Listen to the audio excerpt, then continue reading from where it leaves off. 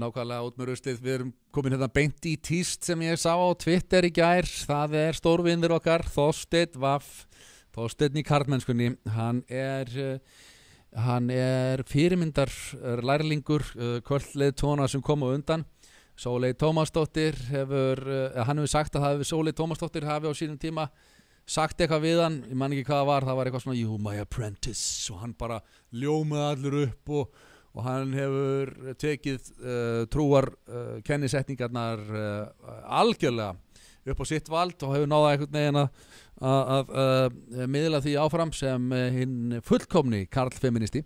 Og hann segir hér í tísti: við Sóley Tómasar ætlum líklega að spjalla saman vikulega, eða 2 vikna fresti, málefni líðandi stundar, svona kalla skoðunarspjall, nema meira feminist fræðilegt og krifja það sem snýrað jafnrétti. Tjúsí maður, létt en þungt, og okkur vantar nafn á þetta hlaðvarp, einhverjar hugmyndir.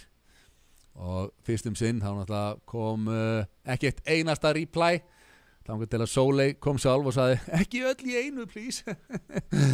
Og hann kemur síðan á eftir: takk fyrir að rjúa þessa þrúgandi þögn. Það bara hafði sko engin áhuga á því að heyra vikulegt spjall Sóleyjar Tómasar og Þorsteins Vaff í hlaðvarpi.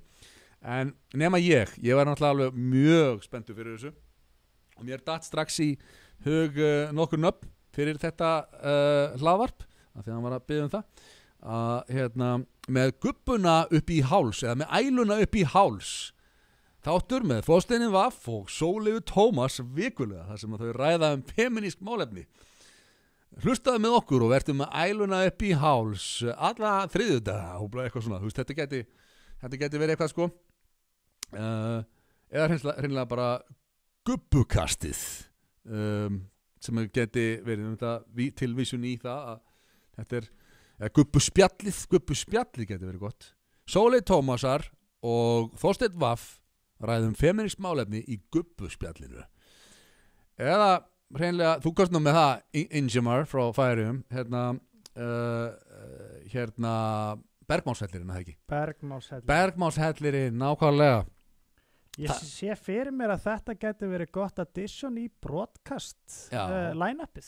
Þessi þáttur, kannski ættir þú að senda Steina e-mail. Senda Steina e-mail og bjóða hann að koma hérna á broadcastið og þau eru svo ossalega hrifin af því sem ég hef verið að gera í kennum tíðina og eru örugglega til að slást í liðna okkur.